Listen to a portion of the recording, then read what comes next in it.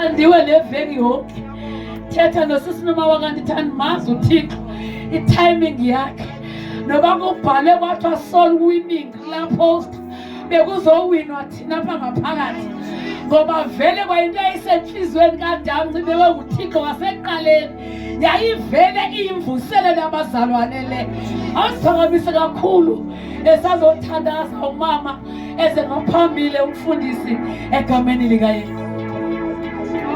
Siyabonga moya oyingcwele, siyabonga Thixo wethu othembekileyo, siyabonga Jehova onamandla, uNkulunkulu wethu oyingcwele, ulungile Nkosi yami ebusuku, uThixo wena wedwa, uvelele Nkosi yami thina apha esingaboni khona, Thixo wethu onamandla, inhliziyo yethu Nkosi siyimisa phambi kwakho kwakhona, moya oyingcwele izwi lakho Nkosi yami lisazothethwa thetha nathi sivulile baba inhliziyo yethu silindele Nkosi yami ukuthetha kwakho baba wethu onamandla wonke silindele Jehova ukukhuzwa moya ukulungiswa ukubhidlizwa ukwakhiwa kwakhona ngalo baba izwi lakho elinamandla inhliziyo yethu Nkosi yami ilambile ebusuku umoya wethu Nkosi yamakhosi unxaniwe Thixo wethu onamandla wonke akekho Nkosi yami umshumayeli oshumayela njengawe uthetha baba nenhliziyo yethu usilanda Nkosi yami ekulahlekeni usilanda moyingcwele ekudukeni Nkosi yamakhosi sithi aba Jehova sithi aba moyingcwele singaba Thixo nenhliziyo yakho Thixo wethu onamandla wonke phinda baba uthethe nathi ubuyise Nkosi umphefumulo wethu in the mighty name of Jesus.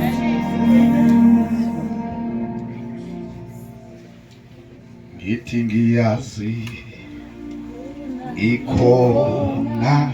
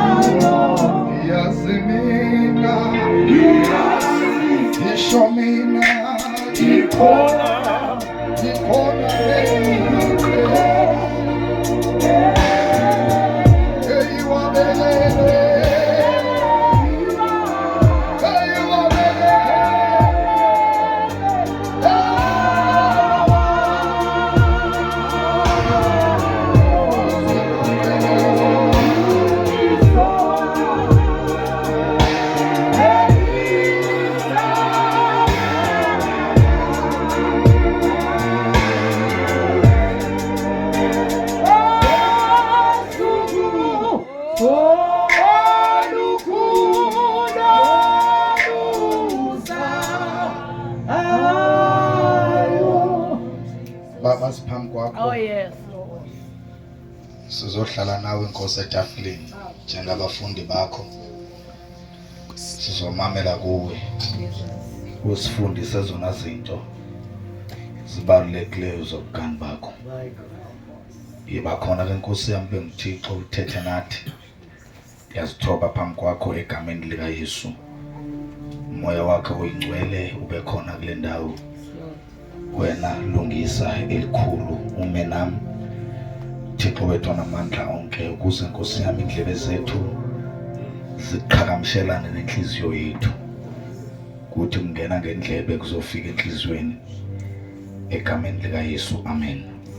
Ngicela ukuthi thuba nibulise kani igomagome oyosi ayiqhela ngoba nje mandithabatha ithuba ndibulise kakhulu kumfundisi Tata uMakeleni onguye osikhokheleyo kule team esuka ephondweni ukuba nemvuselelo kule ndawo. Ngibulisa ne-team yonke esihamba nayo. Amen. Siqhwabele izandla umoya ongcwele bazalwane abamathuba abaluleke kakhulu. Umpostoli uPaul uthi nithandaze ukuze niphinde nikwazi ukubuya. Amen. Sibulisa kakhulu umfundisi walapha kule area yase Northwest, u-district pastor ngokwe-language yasenkonzweni, umfundisi uDr. N. Makeleni. Amen. Sinodokotela bendlini. Praise God. Ngibulisa kakhulu umfundisi uMhlekude. Ngibulise umfundisi Tata Umayila Umtipa. Amen. Singabe ndawenye ke mna naye xa egoduka udlula emva kwendlu lapha ekhaya. Amen. Ndibulise kakhulu amadoda kaThixo wonke, uSexophaya, omama bonke, praise team wonke, umuntu okhoyo iyabhesa oyo. Ku-7 bazalwane sizozama into yokuba ese sifundo siqandile ivesi yokugqibela kule theme yale mvuselelo yonke. Andikholelwa into yokuba lusuku lokugqibela lwemvuselelo ngomso kuqala iweekend yokuvala imvuselelo. I'm sure nabanye bazalwane from eRustenburg basendleleni ukuzosijoyina. Amen. Amakolose, i-theme yale mvuselelo ngamakolose uchapter number 3 kusuka ku1 kuyoma ku4. Sekusho abazalwane anathi igama lami ndisilisiwe, uYesu uyayinceda impilo yami. Ndizalwe udutywa njengoba bese ngitshilo, bese kuchiwo ndasindiswa neminyaka 813. uYesu wayichola impilo yami, nami ndamchola. Amen. Asikho ke isigqibo esibalulekileyo ndake ndasithatha in my life njengesigqibo sokwamkela uYesu njengenkosi nomsindisi. Andizalelwanga kufamily esindisiweyo, ndizelwe nje njengabanye abantwana. Amen. For that fact ngithanda ukuyigxininisa into yokuba ndazalwa intombazane na-16 years. Amen. It was not yet fashionable ke ngelo xesha, noko i-weight le yehlazo yayisavakala, okwaloku nje ayisekho bazalwane. Amen. Kubikhona inoba ye-3 days i-weight yokuzala umithe uyi-teenager ngelo xesha yayilihlazo. Ndandihleli ke kweso sisu for 9 months, so umuntu onenhloni zehlazo. Amen. Kuba ke yena uThixo uthi uDavide uyayithatha into engento, afuthi ayingoDavide kumthandazo kaHana emva kubegqiba ukukhulela umntwana, uthi eneneni ndimbonile uyayithatha into engento ayihlalise namaneni. Uthi uthatha inkosi azibeke esihlalweni, aphinde futhi athatha inkosi esihlalweni azibeke phansi. Amen. Ujijisane nayo ucime yonke lento ididizayo. Ndisindisiwe ke bazalwane, iyona nto ebaluleke kakhulu leyo. Ndasindiswa ndisesejunior, ndaphuma ndabheka e-high school eJS Khenjana, ndaphuma eSikhenjana ndazobizwa xa ndise-tertiary. Amen. Nindibona ndimi kule ndawo ndime njengombizwa nomanyulwa wenkosi. Amen.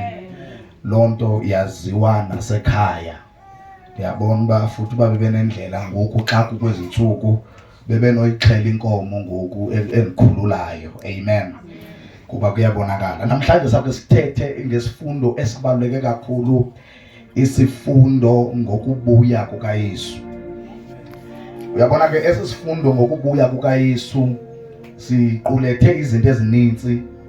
Okokuqala nje sisonke siqukwa ngoba sisifundo seintsuku zokugqibela okanye sisifundo ngesiphelo. Nikhona abazalwane? Then kwesi siphelo kukho izigaba ezikhoyo apha kwakwesi siphelo. Nikhona bazalwane? Masifunde uverse number 4. Uverse number 4 ithi uKristu bubomi benu. Ngoko ke akubonakaliswa yena, nani niyakubonakala. Ithi liyami iBhayibhile ningomaqhuzu kunye naye. Haleluya. uKristu bubomi bobani bazalwane bethu. Ngoko ke akubonakaliswa yena, nani niyakubonakala ningomaqhuzu kunye naye. Funde enye version yesilungu bazalwane, yesiXhosa le 75. Xa athe wabonakaliswa uKristu obubomi bethu, ngelo xesha niyakubonakaliswa nani ninaye ebuqaqawulini. Ngelo xesha niyakubonakaliswa nani ninaye phi bazalwane ebiqawuqawulini. Pha ekuqaleni uthi njengoko ukuba navuswa kunye noKristu funani izinto zaphi na. Enye iBhayibhile yesilungu ithi set your minds on things above. Ebese ishumayele kakhulu ke umfundisi uSilwana uManyathi into okubana ingqondo le yakho uyayiprograma wena ngokwakho. Nikhona bazalwane bam? Uyayibuyisa, ithi xa ibheka ngapha uyibuyisa uthi sijonga apha. Kulo mqambo wengoma uthi siqonda ekhaya nithini na. Nikhona bazalwane bam? Now it's a decision ukuqonda phina ekhaya. Ayiyonto ezenzekelayo, ayilokhwekhwe. Awuvele nje uzibone sowurhawuzelelwa uzikrwempe. Kuba khona i-decision oyithathayo yokubana kufuneke amehlo la akho. Itsho mos iBhayibhile amaHebhere adithi na ku-12 ithi amehlo ethu masiwathi na, masiwathi ntsho kuyo intoni imbangi nomgqibelelisi wokholwa kwethu. Na xa amehlo akho uwathi ntsho, zingakhona izinto ezingakuphazamisa. Nikhona bazalwane bam? Nonke nibaninzi apha, i-attention yam ningayithatha ndinijonge nonke, kodwa xa ndifuna ujonga bemnye usisinceshe, it means amehlo am kunendlela ekufuneke ndiwenze ngayo anganiboni nonke, abone yena yedwa. Nikhona bazalwane enkonzweni? So uthi ke ngoku lo mbhali uKristu lo bubomi bethu. Aphinde futhi lo mbhali kube kwikhoma kuthiwe akubonakaliswa. Okukubonakaliswa ke kuzizigaba ezimbini. Isigaba sokuqala sesokubana xa etyhilwa uYesu ngokwezwi, nawe mzalwane utsho ubonakale ufana naye. Ayibona khona bazalwane enkonzweni? Ngokuya kushunyayelwa uya wena ufana naye. Ngokuya kubonakaliswa nawe wenza njani abazalwane bam? Uyabona ke usukela ngokwimvuselelo ibiqala, mhlawumbe isikode recent izolo bekutshilwa yena. Ndifuna ube nepicture bazalwane yomakoti, ngoba iBhayibhile ithi bandla ngumakoti kaKristu. Mhlawumbe basagcina loo nto izosebenzela kakhulu kwesi sifundo, ngoba xa umakoti ezotshata kuba khona izinto azenziwayo alungiswe. Ndike ndibone kudontswa nalalokho. I don't think imnandi laa nto. Lalokho idontswe umntu wakhona imntintshi, ndiyayiqonda inoba nokutya kakunikwa kakhulu. Nikhona bazalwane funeka ngadli because uzayidontswa le nto imoyame. Now xa kulungiswa umakoti elungiselelwa umyeni, izigaba zokusebenza umakoti azihlali zimnandi, zifana zonke. Hayibona khona bazalwane. Oqala bazalwane, iBhayibhile kwizikronike ithetha ngonyana ethi ngonyana baka Isakhare. Ithi iBhayibhile abanyana bona babewaqonda bewazi amaxesha. Ithi iBhayibhile babesazi uIsrayeli makenze ntoni ngaxesha liphi. Bebekwazi nokuchaza iseasons ezi kuIsrayeli uba eli xesha sikulo ayililwe lokwenza into ethile nethile, lolokwenza into ethile nethile. Nikhona abazalwane? Now singena kwixesha apho kufuneka abazalwane bawaqonde, bawaqiqe, bawazi amaxesha. Ngoba apha ekusindisweni akhona amaxesha okudlala nje, kungekho nto elindiweyo, kungekho nto eyenzekayo. Then kube khona ixesha apho khona efuneke ukusindiswa oku kungabi ungakwenzi into yabantu bonke, kodwa ukusindiswa kube personal. Hayibo, amen enkonzweni. Now uku-understand amaxesha ke bazalwane, sikwixesha umfundisi uSikhahla ngoba befundisa izolo ethetha ngenguquko, ethetha ngenhlambululo. Ndifuna abazalwane siqondisane nje amaxesha uThixo edilishana nabantu phambi kobana sifike kweli xesha sikulo. Amen. Ixesha lokuqala lixesha uThixo egqiba odala abantu, Genesis chapter number 1 ukuyotsho kuchapter number 3. Eli xesha sithi lixesha lokuba msulwa, lokuba innocent. Andithi into innocent ithena imsulwa. uAdam noEva bekula gadi yase-Eden babengengawo amalungisa, bebemsulwa, baphila bengenachaphaza nanto, bemsulwa kungekho nto ebajobhileyo. Nikhona abazalwane bam? Belawulwa nguThixo ekubeni msulwa kwabo. Now kuchapter number 3 kufika inyoka egadini yase-Eden. Le nyoka ifika ithebetshilo na uThixo. Hayibo, amen enkonzweni. Ngoba every time uSathane efika kuwe, ufika qala linde kushunyayelwe, ogqiba athi ebetshilo na uThixo. Ngoba every time uSathane ehlasela umzalwane, ufuna uqala izwi likaThixo lithini, so that akwenzise opposite yezwi likaThixo. Yi-dispensation yokuqala okanye lixesha lokuqala uThixo edilishana nabantu. Amen enkonzweni. Emva koba bewile siyikhumbula abazalwane baqalekiswa, ndithi uAdam kodwa wena uzawubila, kwaqalekiswa nomhlaba woma, kwaphuma ameva, kwenzeka zonke izinto. Ngoba xa kuzodlulela kwesinye isigaba samaxesha kaThixo kuba khona isiganeko esenzekayo apha esiphakathini. Ayibona khona abazalwane. Now kwangenwa kwixesha lesazela. Uyabona ke ixesha lesazela lelithi iBhayibhile uThixo amaxesha mazi wayiwethena wayewayeke ngamabomu. Abantu bebephila bekhonza uThixo ngonembeza wabo. Uthi umbhali mhlawumbe uyacinga, what about aba abangazange bashunyayezwe ngoYesu? Uthi umpostile uPawulos sibona bawukugwetywa ngokwezazela zabo ukuba beziphile kangakanani. Ke kuthi sonke thina siyakugwetywa ngodaba olu lomnqamlezo. Ukuba kwashunyayelwa phezu kwakho awasindiswa, athi umbhali njengokungakholwa kwabo sele bethena begwetyiwe. Angikhathali noba ungaziphatha kakuhle, unganganxili kakhulu wena unxila ngoDisemba, ungafunda incwadi zakuphasi, ungaphazamiswa ngama-boyfriend, umultitaske kakuhle, yi-boyfriend ngapha sisikolo ngapha, i-girlfriend ngapha zincwadi ngapha. But lithi iBhayibhile njengokungakholwa, eli lizwi lomyalezo lithi uYesu uyasindisa sele ugwetyiwe. Sidlula abazalwane kwelo xesha, elo xesha elo lanqamlwa nguNogumbe. Ethi iBhayibhile waba ngajonga uThixo emhlabeni waboba hayi konakele kubi, abantu isono siwongamela umhlaba. Ithi iBhayibhile izono zabantu zenyuka zade zayofika kuThixo ezulwini. Ethi iBhayibhile siyibambe abazalwane le ndawo kaNogumbe inezinto uYesu athethe ngazo. Ithi iBhayibhile babexhela, besela, betshaya, betshata bonwabile.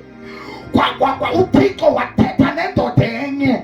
Ithi iBhayibhile ngoba yayililungisa phambi kwakhe, wathi xa ithetha nale ndoda wathi, Nowa, zenzele wena umkhumbi nabantwana bakho kunye nemfuyo yonke.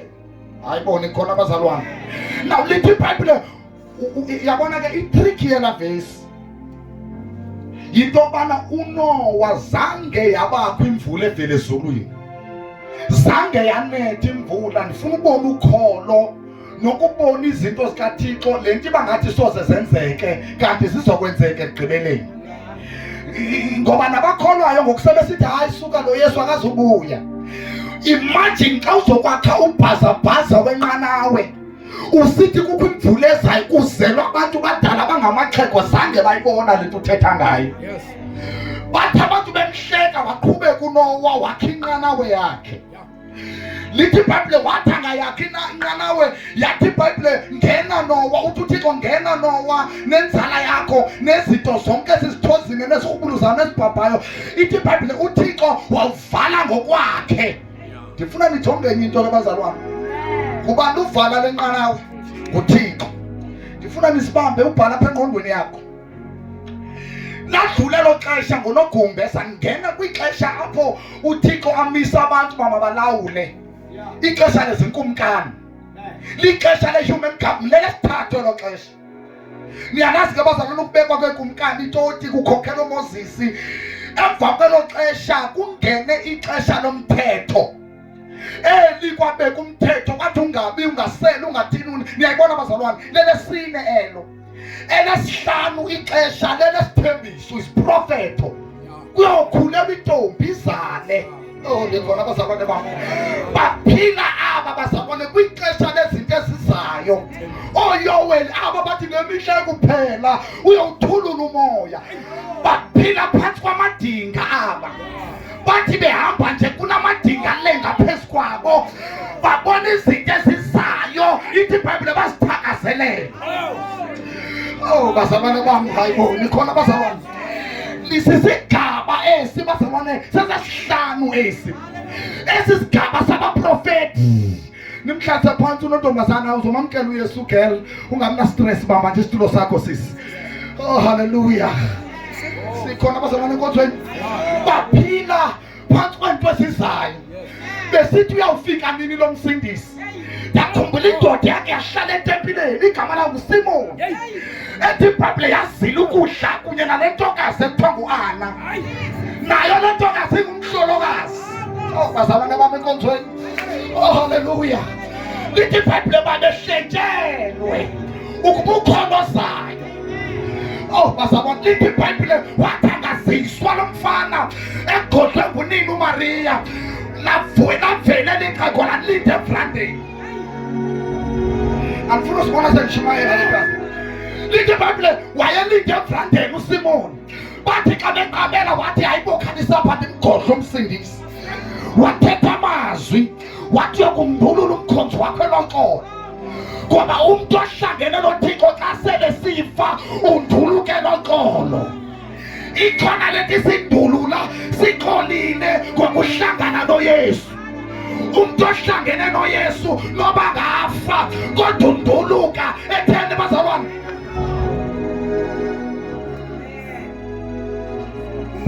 Sesihlanu kweso sigaba sabaprofeti oZefaniya oIsaya bambonele ngemthini. Ndiyayicinga lento uba inoba kwakulindiwe kwaSirayeli isizwe sonke inoba uyawufika nini. Yiyo le nto akaliphilisa amagula kuthiwa nguyena umsindisi. Lithi iBhayibhile kwakhwabonusayo begade izimvu kwavele kwathi qakatha isithunywa sathi nizalelwe endlini kaDavide umsindisi. Kwakungena ke isigaba esandulele sokugqibela. Isigaba sobabalo okanye isigaba sebandla. Sesingaphi keso sigaba?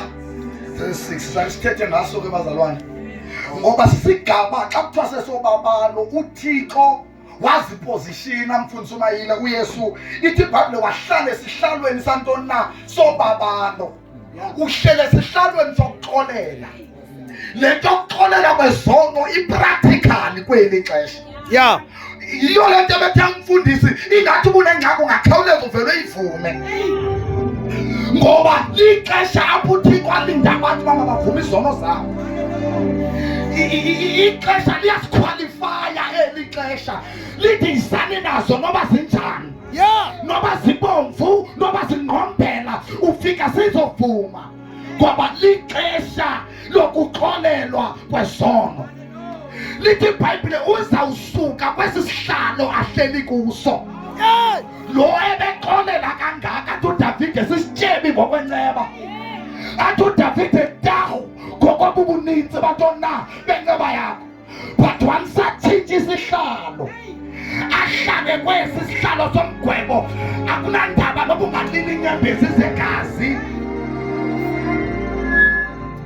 Oh haleluya.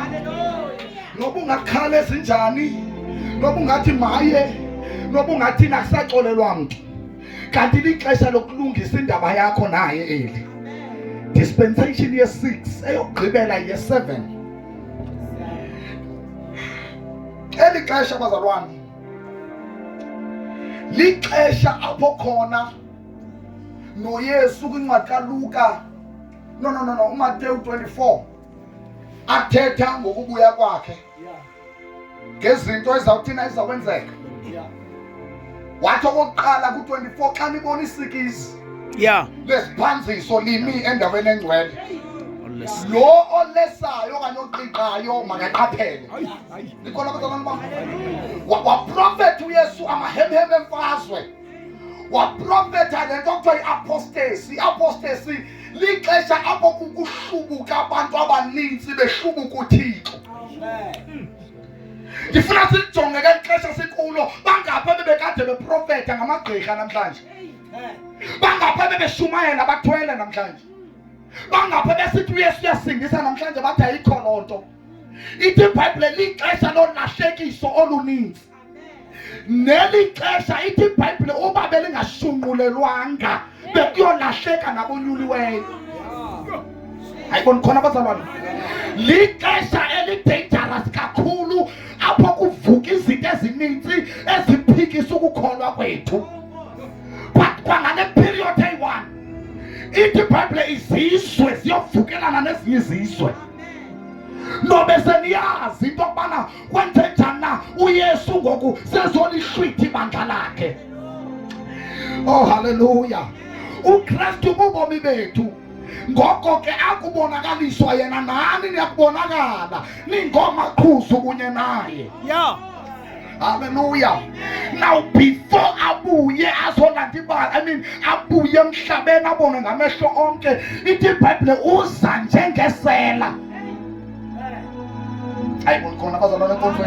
Andifuna ukwafunda onke lamavesi bazalwane, ngoba sizongena kule nto kuthiwa kukuxhwilwa kwantona kwebandla, the rapture of the church. It's a problem ke. Uyabona mhlambi kuwe wena ohlele enkonzweni ungacimba lento ilula lento ye-rapture. Sekuvuke abantu abafundisa futhi kakhulu ngesiGreek nangesiHebhere bathi lento yokuxhwila kwebandla ayikho. Hallelujah. Ndifuna siyiprove bazalwane lento yokuxhwilwa kwebandla okokuqala kwincwadi yezenzo xa iqala ithi iBhayibhile uYesu nikhona bazalwane wathi ukugqiba ukuthetha nabo. I think verse number 9 ka-chapter 1 ithi iBhayibhile kwavela isithunywa, kwabonakala yena. In fact iqala kubonakala yena ethathwa lilifu linyuka naye ngamafu. Lithi iBhayibhile aba bayi-500. Oh bazalwane bam, emthethweni wasecourt ukuze into kuthiwe i-true idinga amangqina amabini. Yena wathi xa enyuka wabonwa ngabantu abayi-500. Lithi iBhayibhile bambona enyuka bamjonga, amehlo abo ahlale emafini. Lithi iBhayibhile kwavela isithunywa sathi ngale ndlela uYesu enze njani na, uzawuphinda enze njani na. Sengizwe izigi, ngizwe inhlokoma, nguJesu seyabuya.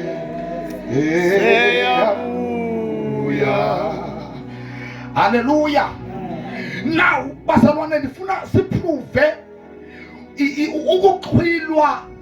You know abantu baphikisa i-rapture bayangixaka bazalwane, because uEnoch owakhonza uThixo wahamba naye, ithi iBhayibhile wanjwa njani abazalwane, waxhwilwa akanangcwaba elisemhlabeni ngoba wahamba kakuhle noThixo. iBhayibhile lithi wathathelwa ezulwini.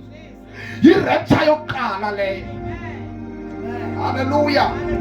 I-rapture yesibini kwake kwakhona abaprofethi ababini. Lo mprofethi ngu-Eliya, omnye ngu-Elisha. lithi iBhayibheli bahamba bobabini wathi omnye lo mprofeti cela into engekasuswa kuwe. Oh bazalwane bami, wathi lo ndicela umoya bakho baphindwe kabini apha kum. Wathi ubuke wandibona xa ndisuswayo uyokwamkela le nto uyicelayo. Lithi iBhayibheli bathi besathetha begqibowela iJordani, kwavela inqwelo zomlilo zathatha yena uEliya zamfaka ngaphakathi. Zenza njani bazalwane? Zanyukela amafini. Wayibona ingubo yena lo isehla. Uyabona ke bazalwane, is a proof. Xa abazalwane bexhwilwa amamusilwana sizawushiya kuyobonakala impahla. Njengoba yawa kumprofeti isezosala nakuthi. Uyabona ke kuyokwenzeka inyakanyaka ngelo xesha. La channel uyithandayo umfundisi uMhlekude uBBC kuyabe kuxoxa kusithwa bayephi. Kubhekwe police station kuthiwe athi umuntu umyeni wami ulahlekile, athi omnye inkosikazi yami ilahlekile, athi omnye abantwana bami balahlekile. Hayi kuyobe kuyinyakanyaka emhlabeni, siyobe sesingasekho thina, sesihambe kunye naye. Haleluya. Kuyoba sisithonga nje singegaga kuvele kusala impahla. Oh haleluya. Uyasheka wena ka usendiswa nomyeni wakho kanye nonkosikazi wakho, akutshathwa ke pha. Ithi iBhayibheli uyofika bebabini, afika thatha beyi-1, ashiya beyi-1. Ayibonise khona bazalwane. Uyabona ke manje ithethe lento bazalwane. Umhlaba uzawubhideka kuba yintoni igqiba kwenzeka. Anaxesha lokuyibreaka down yonke lento. Ngoba ubungafunda into ezininzi kukho into ekuthiwa zii-aliens. Yeah. Kumane ureport wamfuza isikhathi kuthiwa abantu balahlekile bathathwe ngalamadimoni ekuthiwa suka kwenye iplanethi. Iyaqhubeka kukho idocumentary ezenzekayo kureportwa abanye babuya athi bandithathe nto sawundibeka kwelinye ilizwe elingelilo eli. Kuthiwa ke izinto eziphilayo ezidalwe kodwa kuyaxokwa ngamadimoni. Usathane uyamaba wenzani? Sefuna uba acreate ubuxoki obuzokwenza abantu bazinze emva kwabazalwane bemkile. Ngelo xesha ithi iBhayibheli kuyoba khona indlala. Abantu bofuna izwi likaThixo. So besesingasekho thina abashumayelayo. Niyayazi ngobani abazoshumayela? Nguwe wena ungasindiswanga kakuhle uhleli kule ntende njengoba ngithetha ngerapture. Uyaba wena uzokwenzani? Izothi yokwenzeka irapture ngozobaxelela uthi hey kanti layifa ke le. Yaxelela. Oh. Hayi bonse khona bazalwane. Oh, kuyobe kunzima ithi iBhayibheli abantu bobe bebaleka besimele emahlathini ngoba kuyovela indoda eyothi uburhulumente mabulawulwe yiyo yodwa. Oh, bazalwane bami konjani ecaweni. Iyovela le ndoda ithi igovernment yonke mayihlanganiswe ibe yiyo yodwa upresident. Ngamakatolika nenhlebelo. Sithi isprofeto samakatolika lo pope uzongena ngokugqibela. Yo. Bazalwane mama, anaxesha. Ndithi sithi isiprofeto kuthiwa yiFatima. Sithi isiprofeto samakatolika lo pope uzongena ngokugqibela. Emva kwakhe, bazalwane bami, lo mkhasi Kristu uzovela. Ndive ukuthi urhulumente eseqalisile into yobana ukuzikhelela amanzi la phezu kweroof yakho wagalela etankini kuzothiwa i-illegal loo nto. Research. Ndithi mna ukuzithathela amanzi la endlwini yakho wafaka phi na kuzawuthiwa loo nto i-illegal, ayifuneki. Funeka la setephini enzela ukuthi ubhatale.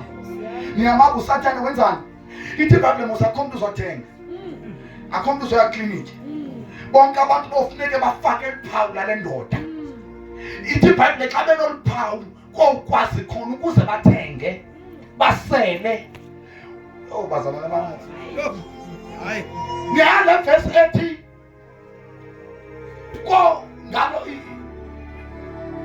akusayiba phinde banxanwe balambe. Ngiyaba kuthethwa ngabaphi? Akusithi thina sobe sesithi grapes kadedala thina. Ndimchazele namhlanje. Thina abazohamba kuqala sizabe sesihlambele ezulwini.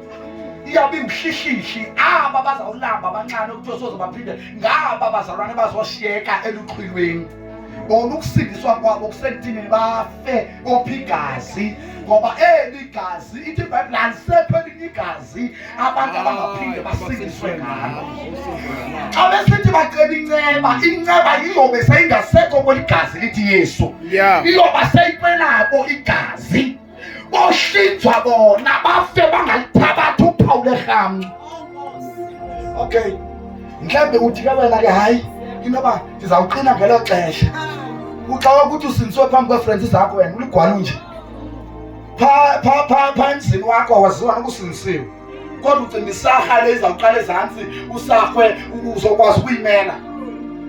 Masekuncwadi bazalwane ezi rapture ezi zininzi bazalwane, uLothe ethathwa kusithiwa kuzogwetywa eGomora naseSodom, kwathiwa makahamba angamsanyeki emva. Yayirapture leya. uNoah nomkhumbe wakhe yakuyirapture. Matthew 25. Matthew 25. uJesu yena uyabuya, uJesu yena uyabuya, haleluya, haleluya ube ulungile.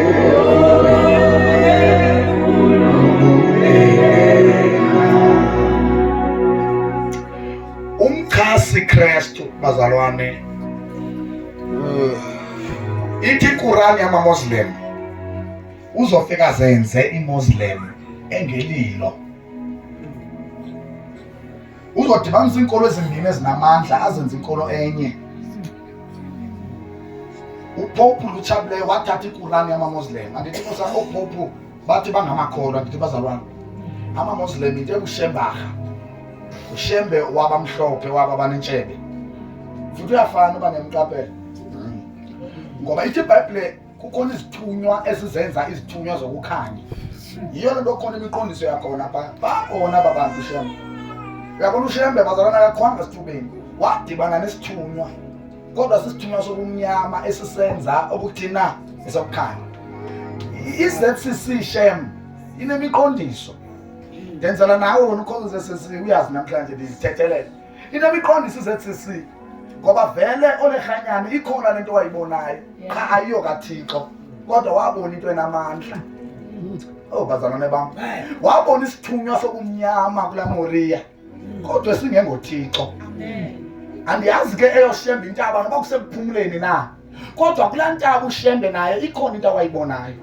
Kodwa ke mandibuyele umkhasi Kristu uyodibanisa uPope lo, wathatha iQuran wayincamisa, wathi amasilamsi ngobhuti babo sihlangana phi thina noAllah. Ithetha ukuthi bazalwane xa efika uAntichrist, yeyiphi inkolo yabantu abanentshisakalo yoba bangade babulalela inkolo yabo? ngamaMuslim. Strategical umtyholi sewaplanta umhlaba wonke neSouth Africa le yethu yebhongo seyiphansi kwezandla zamaMuslim. OKFC bonke bababo, because kofuneka abantu abazilasi kakhulu ukuze xa ungafuni ukulithatha iphawu lerhamncwa bakubulale. Oh hallelujah.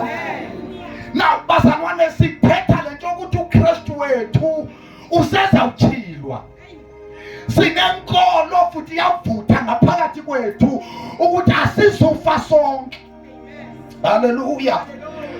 Abanye bethu abazobe bephila bazochilwela emafini. Haleluya. Ngoba ngale ndlela uYesu emkangayo uzophinda thina. Elixesha lesikulo lixesha lebandla, lixesha lenguquko, lixesha lokulungisa. Ithi iBhayibheli kuLuka 24, Matthew 24, ngelo xesha ophezulu angabisehla. Bazalwane bam, osentabeni angabisathini na, ophezu kwendlu angabisathini na. What does it mean? Wena osowukhonza kakhulu ungabi sayishiya indawo yakho uhlele ezantsi. Sikwelo xesha wena osezantsi ngakuthathile ukhuphula ekhubazekayo, ekuhlambululekayo, ubungcwele busento yakho, inhliziyo yakhe isamoyika uThixo, ungabisehla, qinisa lapho. Wena osezantsi khuphukela ngasentla. Pick up the standard yokusindiswa kwakho, because Jesus is coming like a thief. Iproblem yethu thina bandla akazubonwa ngabantu bonke, uza njengesela. Haleluya. Obazalwane bami, asincede uThixo wethu, asincede sonke namhlanje.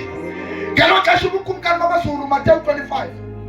Ngelo xesha umzekeliso wentombi ezilishumi bazalwane, ngelo xesha ubukumkani bamaZulu buyakufanekiswa neentombi ezilishumi ezazithabathayo izibane zazo zaphuma zaye kumkhawulela umyeni. Ezinhlanu ke kuzo zaye zizingqondi, ezinhlanu ziziziyatha, ezo ziziziyatha zaphatha izibane zazo, azaphatha oli nazo. Kodwa ezi zingqondi zaphatha ioli ezityeni zazo kwanezibane zazo. Ke kaloku akubona ukuba ulibele umyeni zozela zalala. Uthi uPetros wesibini chapter number 3 uthi ningatshafiswa ngaba bathi uYesu akasabuyi. iBhayibhile indala uyazile uba liyofika ixesha abantu abawuthi umyeni ulibele, apho abantu bawucimba akasabuyi. Nabebekade beshumayela bajike benza izinto ezingalunganga, nabebesindisiwe bamandelwe kukwenza izinto ezisono, abazalwane babe comfortable ecaweni, bathi besenkonzweni bangabisaguquka, bangabisavuma zono zabo. Ithi iBhayibhile zakubona umyeni akasezi zozela zenza njani abazalwane? Zalala. Mhlawumbe sikwixesha esithi hayi amandla ebandla akasekho, no, sikwixesha lokulala. Kodwa njengoba silela silelanga ngokufanayo sonke. Abanye ebusuku abalalanga bakhuphula izibane zabo. Kunamvuselelo eyenzekayo, kodwa yona inadrama njengale yenzeka behind the curtain. Lemvuselelo yenzeka ebusuku, abantu bamane beyolungisa impilo zabo. Lubukade ugeza naye ecaweni, ujikele emva kwakho ayohlambulula zonke izono zakhe. Lubukade uwe naye akathi kuwe hey ndiyaguquka ngoku, ukushiya kuloo ndawo ayoguquka emva kwekambo. Nikhona abazalwane, sikwiverse number 5, kusebumnyameni sonke silele, kodwa mandinichazela silelanga sonke. Abanye balungisa indaba yabo, kwasenzeka balale, kanti uNowa yena akalalanga, ubetha inqanawe yakhe, ulela umhlaba, kanti uNowa uyalungisa. Kunabazalwane abangalelanga, abatshilekelwayo, bayazivuma izono zabo, bazilungisa inhliziyo zabo, bayamquqela uThixo wabo, banikele konke kwabo, bancame zonke into zabo. Kwenze njani lonke ibandla lilibele? Enye into mandiyiveze abazalwane, ibandla nobungathini Tatumayila nakweli yakho lenziwe izindidi zimbini, kukwisidenge kukwizilumko. I-setup ye-local church leyo.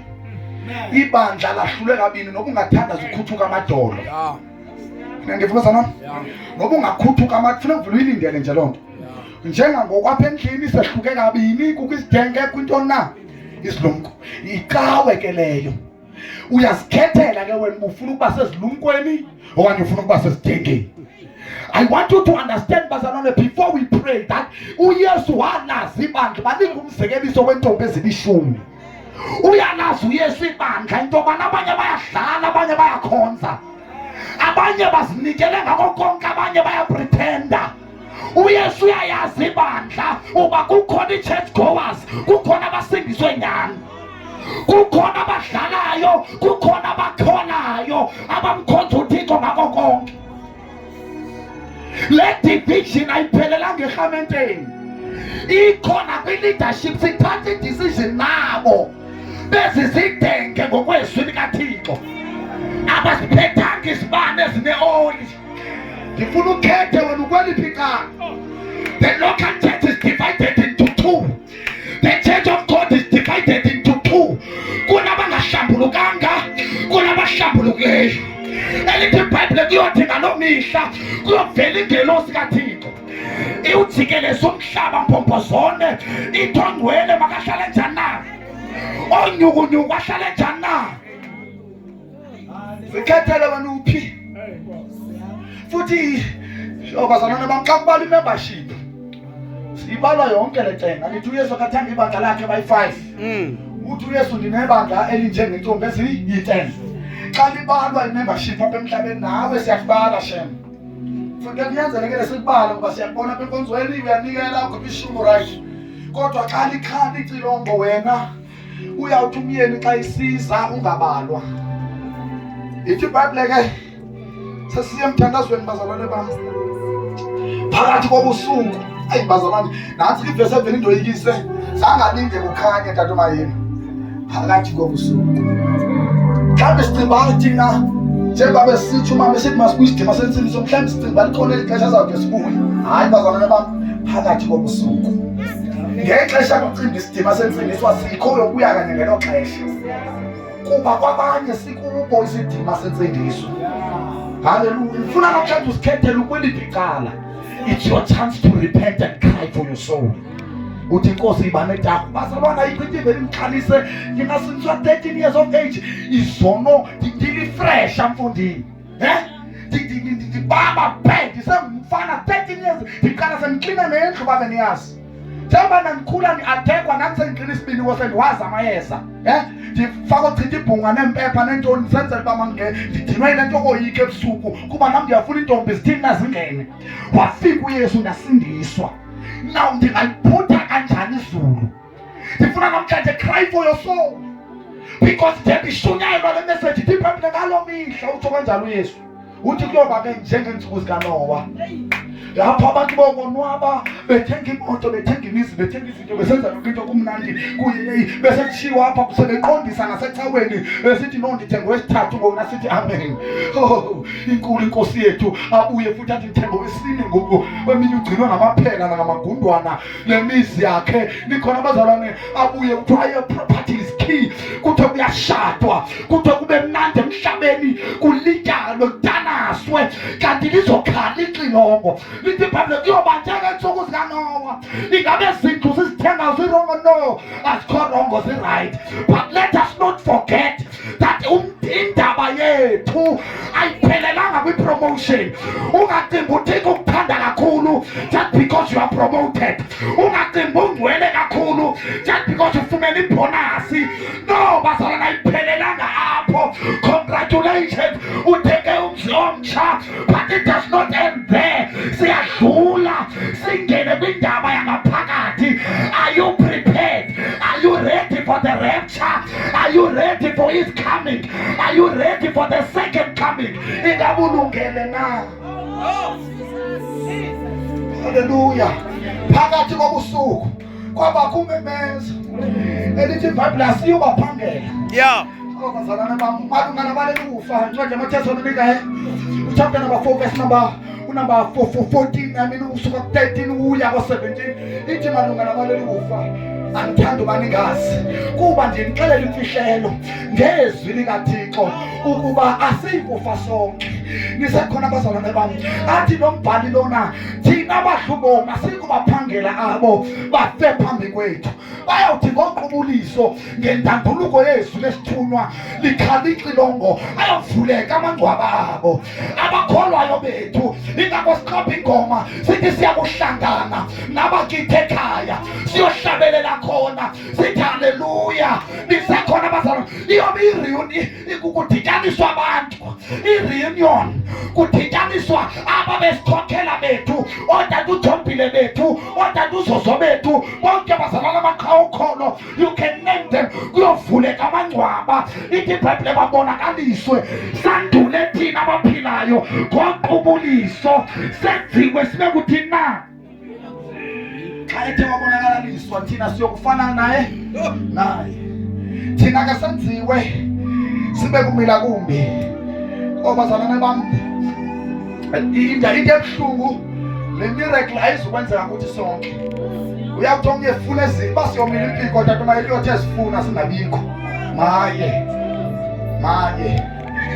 makabe nenceba uThixo namhlanje Hayi ngincela ukuthi khona nje.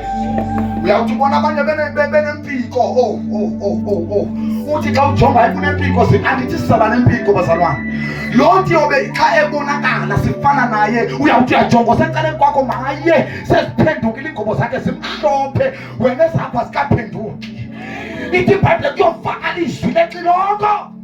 Oh nikhona abazalwane liyoviwa abangakholwa bonke kuyaduduma. Thina bakholwayo sobe siyazi bani ixesha lethu lokuhamba ke ngoku. Sobe sesiyazi bapakisha mzalwane sesenzenzana abazalwane. Ngexesha i-firstborn zikaFaro zisifa zonke kubamnyama. UIsrayeli uthi ke siyahamba thina kumnyama elizweni bathi bona siyahamba thina. Now eli lizwi lexilongo lithi iBhayibhile yona akayibunyathela umhlaba ngoba bazalwane bam uyobe ngekafika ixesha lokusemhlabeni uyoma kwelesibili izulu. Athi xa ime kwelesibili thina basemhlabeni siqwilwe madoda. Oh nisekhona bazalwane uyabona olwacilo uyoba ngathi imagnet. Ndifuna uhambe uyoyenza le experiment kwakho uthathe umasibuthe uthathe imali zibe 2 i-fake ne-original uzazi uba wena uyi-fake na okanye ayu-real. Now lithi iBhayibhile yoma size thina basemhlabeni sivele nje sigqume i-force of gravity engakwazi ukusibamba kuba luzobe sigqumisa ngumoya ngcwele. Yile oli extra ebikade isithundeza ithi mzalwane uyaphambuka hamba ohlambulula ulalele. Nisekhona abazalwane athi umqambi wengomukulalela kwesinye isikhathi kubiza ukuphila kwethu. Lo ebekade sithi no hamba confess aboxolelana namzalwane hamba uvuma isono sakho hamba uvuma lento isenhlizweni yakho. Nguye elithi iBhayibhile uyobe sithathe siqwilele emafini sihlangane kanye naye. Maye kobe bebeshiyeke emhlabeni ngelo xesha. Uyobe uphi wena? Ngifuna namhlanje kube khona icry. You cry for your soul. Ube personal. Ngoba xa siqhubeka nale verse ethi phakathi kobusuku ke kwabakho umemezo oluthi nanku umyeni esiza. Phumani niye kumkhawulela. Andinibonise abazalwane le typology yomyeni nomakoti.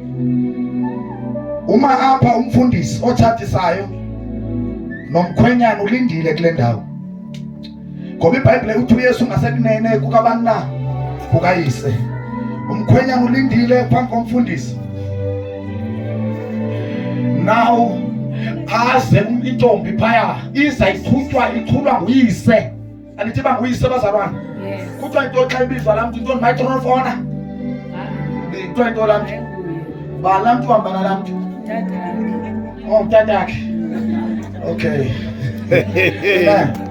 Now la tatakhe uza nalo ntombi bafike bame phaya ibane picture umtshato bazalana apha sentendeni. Bazoma kulaphila yokuqala. Umyeni uyasuka apha ngakumfundisi ayomthatha. Umusi ngoba lunikezela ngiyibona la process. Athi ndimuntu uzophoyana kazibanibani. Intombi yami lenginikisela ngayo. Umoya ngcwele lo. Elithi iBhayibhile uyalisebenza ibandla ukuze angalidlulisi linemibimbi. For you to be safe, you must build a solid relationship with the Holy Spirit. He is our friend, our dear friend. Nguye oyakusisa. Nguye oyakusiqualify. Ingabe inhliziyo yakhe inobuhlobo nayo umoya ngcwele. I-relationship nomoya ngcwele ayivami naku ukuthi uthetha ngelwimi emanyathi. I-relationship nomoya ngcwele ivama ngokuthi ukukhokhele laphi. That's why we qualify. Hayi ukuthi utsho ngezamachina kude bengathi kuyaduduma ukuthi so xa kutshowe imithambo. It's okay. But bazalwane ingaba i-relationship nomoya ngcwele unayo na? Ingaba uyakukhokhelele kuguqukeni? Ingaba le yakho insimbi siyakusana ekuthini uyothetha ngawe hayi ngabanye abantu. Ingaba le yakho insimbi siyakulida yokubana ukuvula inhliziyo yakho uthi xa uYesu engekho enhliziyweni yami kuba nje kube nje. Nikhona abazalwane bami nakuthi iBhayibhile sesizawuthandaza. Funa sibe nomthandazo namhlanje. Bathi bokuphuma beyomkhawulela umyeni njengoba besengitshilo lithi iBhayibheli saze savuka sonke ezo ntombi zalungisa isibane zazo. Le nto bese ngitshilo bazalwane xa sekukhalela lizwe abantu bobe bengona bezama uzilungisa but kuyobe sekulate. Zathi ke ezi ziyatha kwezi zingqondi sipheli kwi-oli yenu leyo ngokuba isibane zethu ziyacima. Zaphendula ke ezingqondi zathi ihleze inganeli kuthi nakuni. Yani kwaye kwabathengisayo nizithengele. Kuthe ke zisaya kuthenga wafika umyeni zaza ezo bezilungile zangena naye emsithweni lavalwa ucango. Sizothandaza kule ndawo. Zozoyi-10 bezimlindele uyeza but not zozoyi-10 beziredi. Sonke mhlawumbe phansi sonke apha basinisiwe siyayazi uyesu uyabuya but not sonke siredi. Siyamazi simlindile but are you ready? Are you prepared? Are you flexible? Ingabe inhliziyo yakho iyayikhetha nge-repentance? Uyabona ukuba i-repentance is to be humble. Angikhathali bazalwane noba imessage ithe xa isiswa kuwe yaza ngo-reverse. As long as inendawo ekuthinta kuyo ungayiqinisi inhliziyo yakho. You know, mhlawumbe ngifuna ukwenza umthelelo ngala message ayizolo bazalwane. Noba ingaza ingathi igqi ngaphana ngapha niyayibona mosibibi njani. Abanye bebehleka ithi igqi kwabanye ibuhlungu kwabanye imnandi kwabanye iyahlekisa ijoke but apho uthinteka khona repent. Choose repentance. Nditsho namhlanje sendikhetha ukuguquka. Idazi khawuyeke ngoku-approachwe kanjani. Ungabi ngelo mzalwane uthi hayi ngxaki bani-approach. No. Khawuyeke loku uzawuphinda ubuyixoxe. But ndizothi namhlanje choose repentance. Khawukube flexible ngakuthambe sisi-PV. Yeke ukuthi ukugabangcila umampangela sawubuya siyixoxe leyo. But choose repentance. Khawukhethe inguquko. Yeke uba hayi uyabona uhlale phansi njengomshumayeli uthi hayi le message uyiqhaphaqhaphile befaka uyiqale ngapho hayi yeke loo nto but choose repentance. Yeyiphi le ndawo othinteka kuyo. It doesn't matter ishunyayelwa kanjani. It doesn't matter iyahlaba isweet isoft ithambile iyagwegweleza but apho uthinteka khona repent. Ithi iBhayibheli xa sizithoba phansi kwesandla sakhe esinamandla uyokwenza njani na? Repent. I don't care about kushumayela ubuhle wena kudala washumayela but uyathinteka repent. It doesn't matter ndikushumayeza wandizala. No. Ayinandaba loo nto but repent. Whenever i-opportunity vela yokuguquka mzalwane wam ungadlali ngelo thuba. Athi umqambi wengoma ungadlali ngensindiso ngoba ingcwele. Ndifuna namhlanje siphume singabazalwane abazokhetha i-repentance. That we choose repentance. Sikhetha ukuzithoba namhlanje. Ayo bazalwane bami sikhetha ukuzithoba namhlanje. Amen. Lithi iBhayibheli. Amen. Zithe zakufika. Zathi inkosi sivulele. Yabona uSathane ke amabandla wabambe ngalento tata. Sithi bathwele kodwa imimangaliso mikhulu kubo. Babanjwe ngalavesi. Uyabazi uSathane noba bangayenza imimangaliso bayigqibe kuzilanga bothi inkosi. Enzela uba uthi uyazi ba amadoda amakhulu apha phandle kuvuka nezidumbu bazalwane kwenza yonke into amabandla abayaphumelela. Imoto zifika ngoku bathengelwe ezinye zibe 20 zifike. Ithi iBhayibheli babanjwe ngale ndawo yokubana zathi zakufika ezintombi zisithi inkosi sivulele. Yaphendula kwena yathi nene ndithi kuni andinazi kodwa sekhona abazalwane bam. Iyothi ezinye iBhayibheli sithi hambani kuba nenze ngokuchasene nantoni abazalwane. Ingozi lento yokuba sebandleni kanti akakwazi. Ingozi lento yoba kwi-leadership kanti akakwazi. Ingozi lento yoprofeta kanti akakwazi. Ingozi lento yokushumayela kanti akakwazi. Sengathi ungazikhalela namhlanje uthi inkosi mandikwazi nawe undazi. May I be known to you. Ngoba ungaprofeta sime sithi wathetha uThixo but what about your spiritual life? What about your heart? What about the condition of your heart? Ngakuthobekile na? Ndifuna namhlanje sizothandaza asizunyuka. No. Sizothi choose repentance namhlanje. Ayithambise inhliziyo yakho ibe flexible. If I can tell ezinye zazo bazalwana sense sense uba ngathi ngidinga ntoni nale nto ngoba mawuyiyeke because you choose to be flexible. Nisakhona bazalwana akudingeki nokuthi we understand the wise but ezinye zazo they just need you to be flexible. Le nto uThixo wathanda uDavide selesongo na iphindoda iflexible ngathi uDavide waphila phambi kwexesha lakhe lingekafiki. Sesithandaza namhlanje isizathu soba uDavid athandwe lizulu, noba izono zakhe zasinenhloko enkulu, zazizingqombela, but uDavid wayengafuni ngerelationship yakhe noThixo. Uyingozi umzalwane ongenabudlelwane noThixo, ngoba naxa yophuka lo relationship akavakalelwa. Kanti umzalwane wobudlelwane akadingi ubada bonwe, ithi xa isophuka khale. Oh Nkosi yami, you know bazalwane, abantu abadibene ngani noThixo abadingi ude baqhonywe kwi-Daily Dispatch, but once nje kunqamka i-connection yabo bave into yobana kulaa ndawo yakho wedwa akusahlanganeki ngale ndlela behla, bavele bakhale xa kulapho, because bayabazi ubudlelwane kunye naye. It kept me for so many years. There were times elalini yami endamindim ndodwa osindisiweyo. I know the importance of having a relationship with him. Andithetha ukwaphakathi kwabazalwane, ndithetha uba nobudlelwane naye. Ndiziqhuba igusha ndive nqoba ndiyabasizela abantu bothi uyaphambana lo, ndive nabo ubukho bakhe, kuvele kuvuka imeseji ijika igusha zibe yi-audience. Ndishumayela iimfihlakalo zasezulwini, ndicinga uba ndishumayele ezigusheni kanti izulu lishumayela kum uqobo lwam. Ungavumi nge-relationship yakho. Oh bazalwane bam, abanye bacinga basayidini i-relationship kanti badini isihlalo. Ungayimaintain i-position kanti umlusile.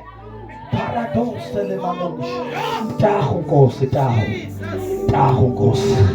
Abanye babamba i-status se-microphone, bathanda kakhulu i-ministry ngaphezu kwakhe. Banaxesha lokuvele bathi Nkosi, hayibo Nkosi, hayibo Nkosi, hayibo. Ndifuna namhlanje sithandaze. Ungathandi kakhulu ukukhonza ngaphezu kwakhe. You can fool us into ekuthanda inkonzo uAnathi, kanti uAnathi wahlubuka kudala kuThixo, semthanda nina. So bazalwane, it's not in yaye bathanda abazalwane, bathanda kakhulu, but it's not enough. Sithi abanye sibancome futhi makana sithi uyayithanda icawe yakwabo ke nona.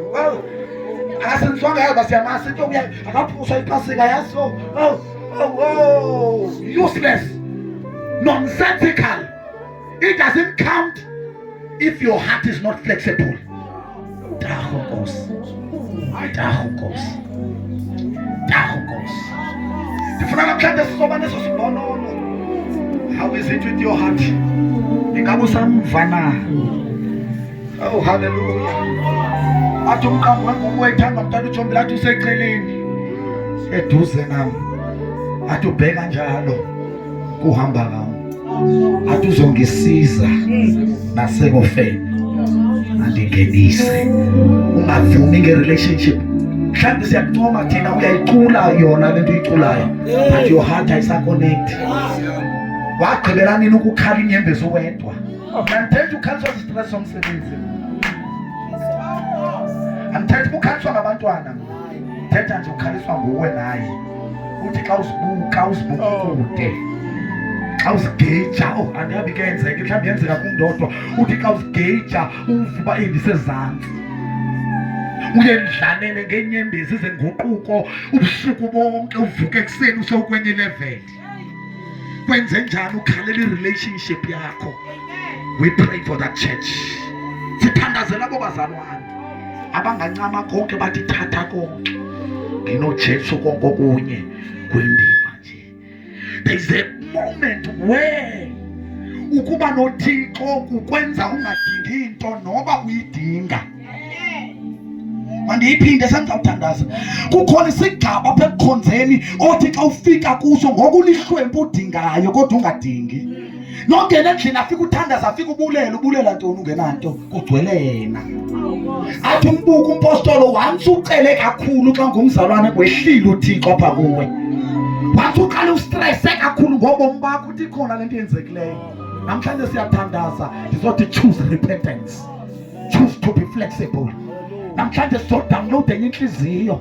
Ukuba le ithi xa ucorrectwa i-offendeke itshintshe namhlanje, xa udownload enye inhliziyo namhlanje. Parademosala baba bolia kasa. Uba le nhliziyo kuthiwa xa kuthethwa nawe uyafa, namhlanje na kuzoba khona i-exchange. Sithi Thixo thatha le, wake wayenza le operation, wathi ndizayikhupha le lithi. Ndibanike enye inhliziyo. Akaxakwanga sithi uThixo akasunduze kakiwe uba singavuma nje avakalathani ngevumi naSirayeli njengelidongwe esandleni somubani ngelinje nakum. All that he is asking for is your flexibility. Uthambe njengedongwe ayakhe lento afuna ukuyakhapha kuwe. Namhlanje nakufuna sithandazo umthandazo othi sizimvoco Thixo naphi napho usihulela khona. Ndifuna namhlanje after the service kube khona inhlambuluko unusual. Uyazi nto ocela ixolo emntwini engakwazi umonile yena futhi shem uzawuthi akuhluphekele ngexesha uyicacisayo lento ayikhumbuli tu kodwa wena umongcwele uthe ube wrong. Unusual repentance. Lord, we need your mercy. Sidinga wena namhlanje. I cry for my life as well, bazalwane. Njengoba ndimekule ndawo ndikhalela obam ubomi. I cannot afford to miss out on that day. Ngeke ndivume ukuyiphosa liyani mina. Nanso namhlanje impilo yami ndithi hlala enhlizweni yami. Mina ngize sinenge nyawo zethu siyathandaza. Hlala Jesu ke hlala Jesu enhlizweni isenge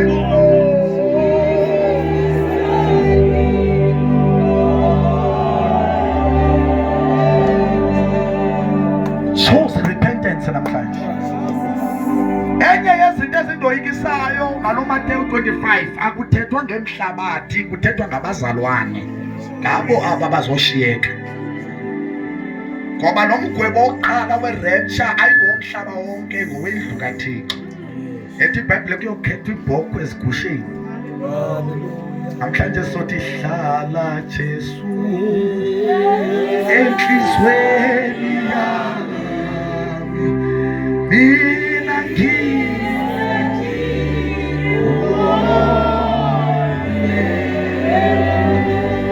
ngoba uKristu lo ububomi bethu.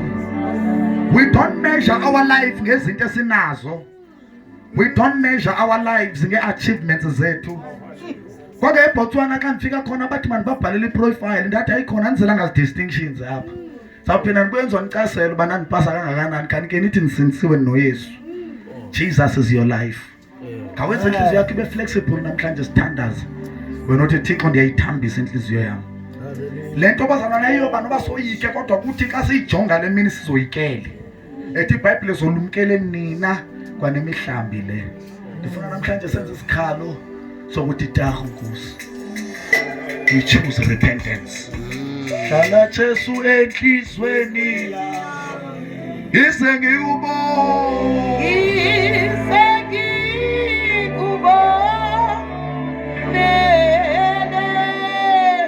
wabanye ngathi le parafini yashokoxeka iyaphela awusaziveli akusekho mnandi. Bensitsho namhlanje kumfundisi usikanti kodwa kumnandi ukukholwa. Mhlawumbe kuwayisekho loo nto come and cry for your life namhlanje. Ukungaziveli ndifuna sithandaza abazalwane usondele ndizothi namhlanje choose repentance. Choose to be flexible. Choose to be flexible before God. Ndizothi namhlanje sithobe. Ndizothi namhlanje izokhalela uthi taku Nkosi sincede usondele sithandaza njengameni likaYesu. Wena uthi namhlanje ngizokhala phambi kweNkosi. I choose repentance. I choose to be flexible. Ubusawuqinile. Ubusawungasagungqi. Uyayazi nalento yenza irongo kodwa kusaphendukeki. Namhlanje sizokhalela ngekhaya. Hlala Jesu enhlizweni shana makhobelele baba busiyakhathala baba rikhapha baba busiyekhetha. Now I'm standing here, Lord, I cry. Ngamana lose konke but not that day. No. I choose to be flexible. Is your heart flexible? Umoya is standing next to you. Namhlanje na uyi-advocate, uyamangala ingabe inhliziyo yakho ithambile na, uyalungiseka na, uyalikhothamela na izwi alithetha kuwe. Come, let us pray. Izasithandaze namhlanje. Ndibona namhlanje nge-exchange inhliziyo namhlanje. Ndibona na-unusual grace. Ndibona namhlanje na kuthathwa le Is your heart flexible? Come, let us pray.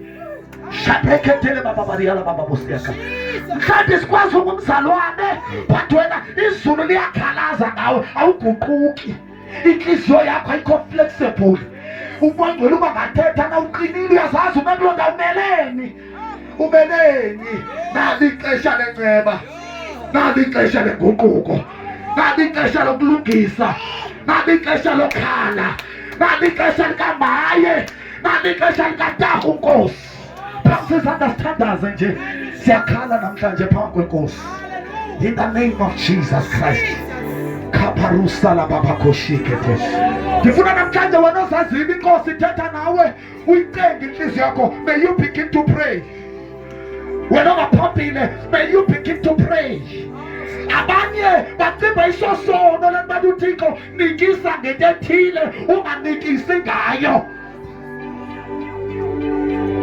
Uyi-dangerous lo Thixo wakho olawulwa nguwe akakulawuli yena. Abanye izulu liyabakhalazela abalawuleki balawula uThixo. Xa uThixo abalawula they are uncontrollable. Come and cry for mercy in the name of Jesus.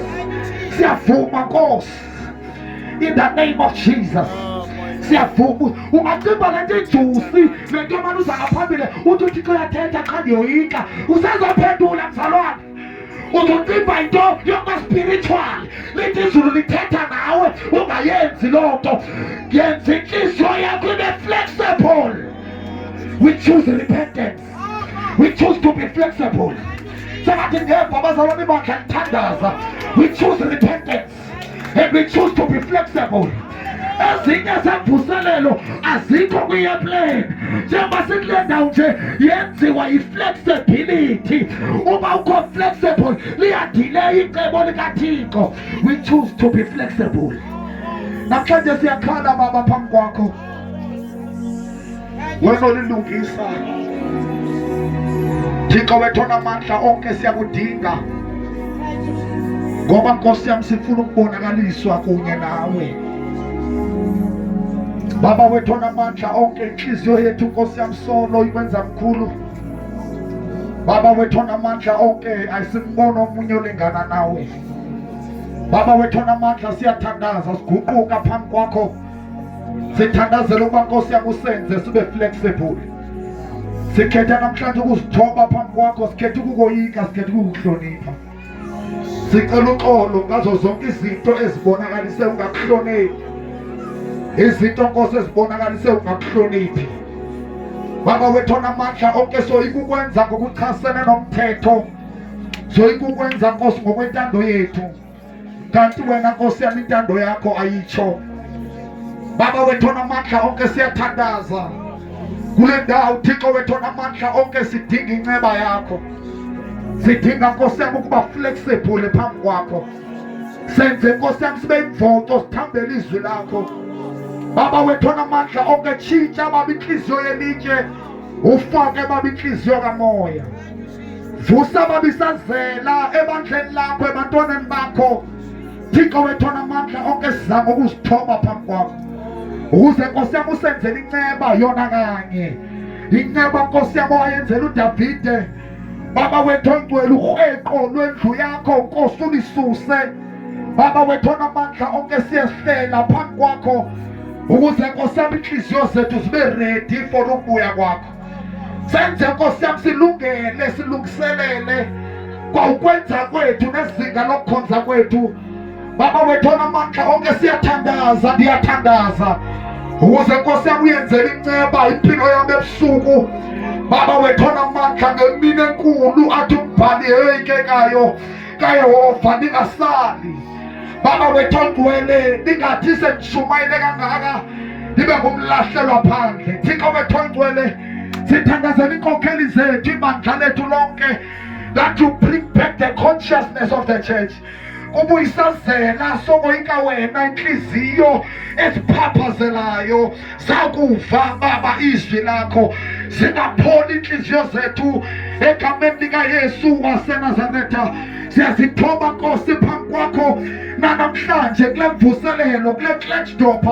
Sithandazela Nkosi ihlobo labazalwane benhliziyo yakho yokuthobeka, bokoyika wena, bokufuna wena, abazalwane bokujonga kuwe, bokufuna izinto zaphezulu. Egameni likaJesu waseNazaretha, ubuyise Nkosi inkonzo yangaphakathi, ubuyise inkonzo yasengqondweni. Egameni likaYesu waseNazaretha, elona lowo Nkosi yami azivele Nkosi ukubanjwa isandla sakho. Egameni likaYesu Kristu. There is a race that I must run, and there are victory to be won. Lord, give me power every hour to be true. There is a race that I must run.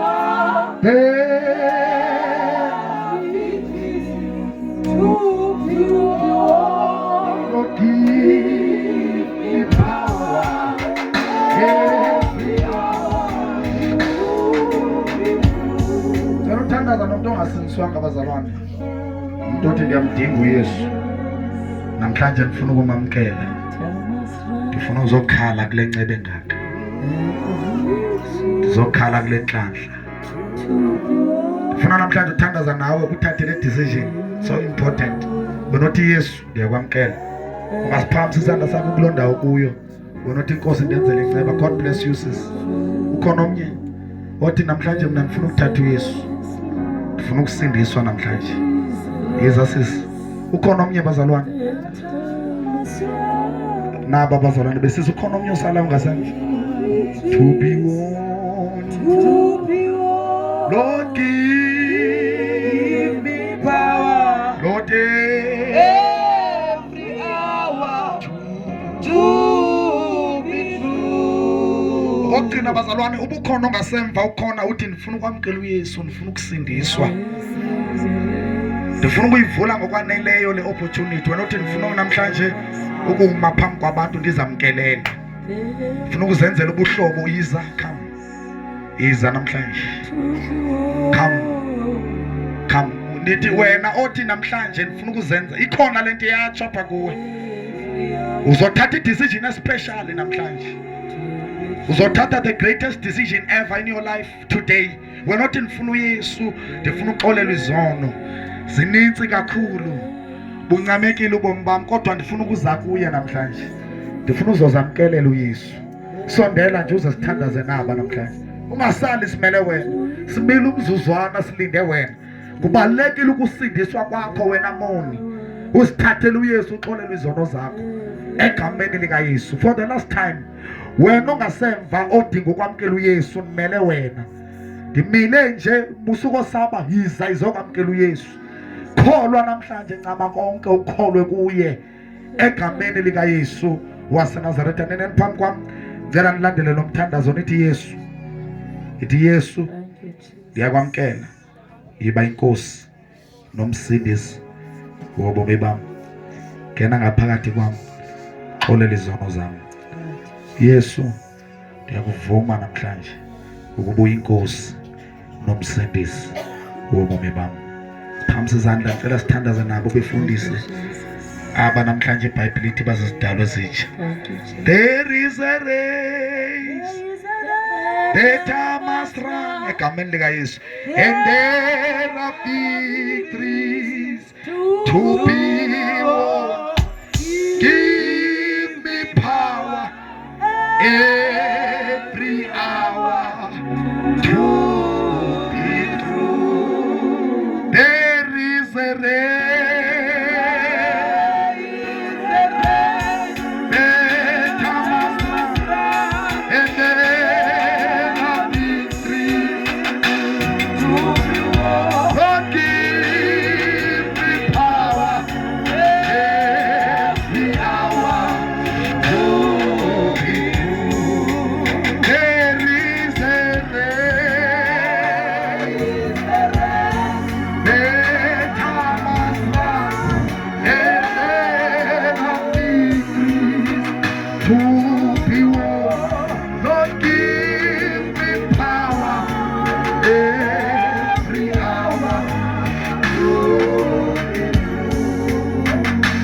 ukugqatso nomuntu olibekwe phambi kwakhe. Kukhona umsebenzi obekwe phambi kwakho. Mongcwele nje uthi manithandaza nabo bantu bavalelwe iministry zabo, izinto ebebekade bezenza enkonzweni azisenzeki. Cela uze sithandaze namhlanje. There is a race before you. Aluzobalekwa ngomunye umuntu, lidinga wena. Mhlawumbe local church ifail iqhwaleliswa sesibabalo sekuwe. Ungeza namhlanje sithandaze uthi inkosi nivulele ukuze ndikwazi ukubaleka ugqatso lwami, ndiwenze umsebenzi webandla lakho. Mhlawumbe lento yakho yokuthi ume ngasemva ayizokuphilisa, izokulimaza instead. Lento yakho yokubana ubeke ngasemva uhlale ubamba i-back seat kwizinto ezenziwayo in the church ayizokuphilisa, izokulimaza instead. Unothi inkosi, there is a race, there is an assignment. Kunomsebenzi abizube ndiyicalula ubekwe phambi kwakho, uyawazi bekufanele uyawenza awusawenzi. Come let me pray for you egameni lika Yesu. Baba siyabonga ukwenza kwakho nokunyaniseka kwezwi lakho nokusebenza kwalo linguwe. Baba wethu ongcwele sibulela kakhulu ukuba Nkosi uthethile nathi.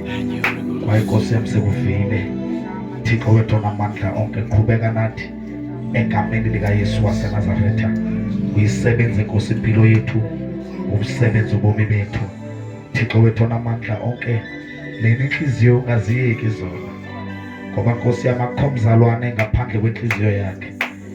Noma Nkosi yami asijambanga, kodwa deal with our hearts. Sebenza inhliziyo zethu, futhi Nkosi yami unyamekele lo msebenzi uthi chu, ungaziyeki, for there is no church noba linga excited kangakanani ebandla xa zingalungiswanga inhliziyo yalikho elo bandla. Ngongcwele siyathandaza, sinxusa izulu ukuba uqhubeke usebenze inhliziyo zethu egameni lika Yesu, amen.